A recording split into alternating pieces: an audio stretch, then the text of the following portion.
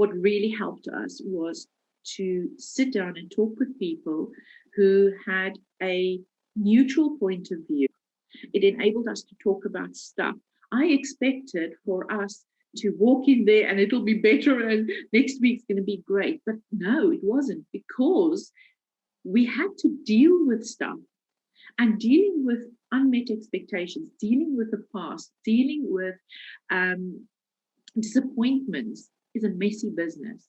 That open, honest, authentic communication must be one of the biggest gems in the relationship. Somebody facilitating conversations between us helped us to talk about things and not just see the mess that we were dealing with at the moment, but understand that it was rooted with years and years and years of block drain. To realize that no one likes unpacking the not so nice things, but relationships will never be instant, so not authentic ones anyway. When did you start seeing that this was paying off, or that this actually was making a difference, your efforts to work on your marriage?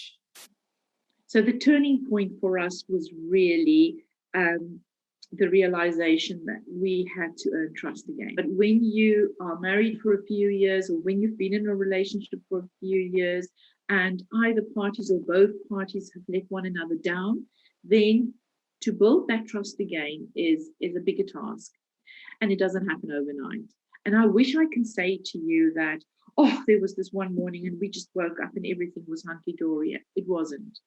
It was a process. It took us close on to 2 years perhaps before we got into a position that I could control my pain and my thoughts, and my husband knew that I was on the same page as him this time, and that whatever we're doing, we're going to do it as a team. There was one moment, I think that the biggest thing for me was, for the first few months, I didn't know whether he was going to move out.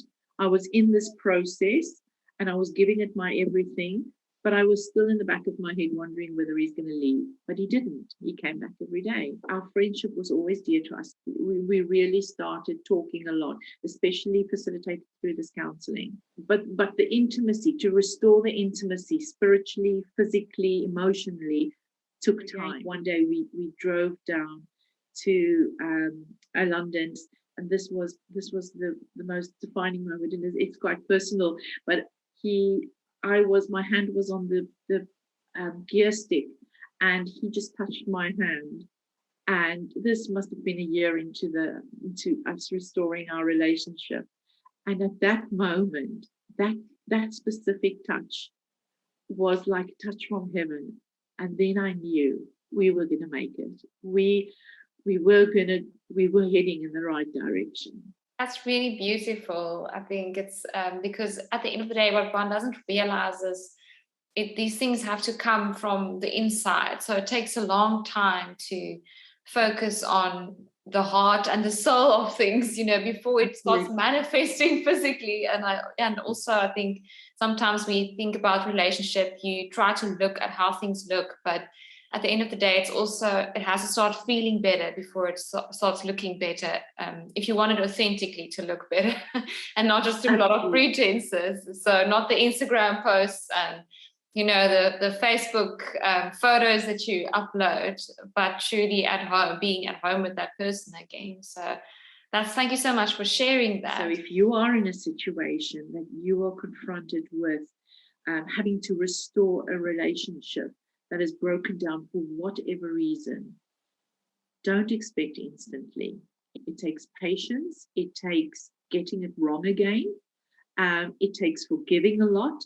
It takes saying sorry a lot. When it comes to restoring relationships, it's very important for me to emphasize how timely this process could possibly be, depending on the level of hurt you have bestowed upon another. We today do marriage counseling. We do it for pre-marriage or long-term dating people. We do it for people who are struggling with their relationships. We do it with people who have completely broken down and have even separated. A lot of the basics were basic tools that we never knew.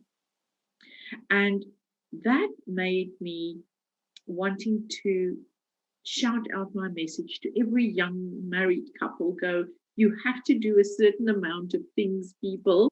Love only lasts chemically this long, and then it becomes an intention, and then it becomes hard work. And then in that hard work, a zillion things are going to try and distract you from prioritizing one another as the most important thing in your life apart from God. This Life online magazine is all about finding lasting hope and motivation to combat life's challenges. Get an authentic dose of inspiration by visiting our website, or join our community of value-driven people by signing up for our free mailer.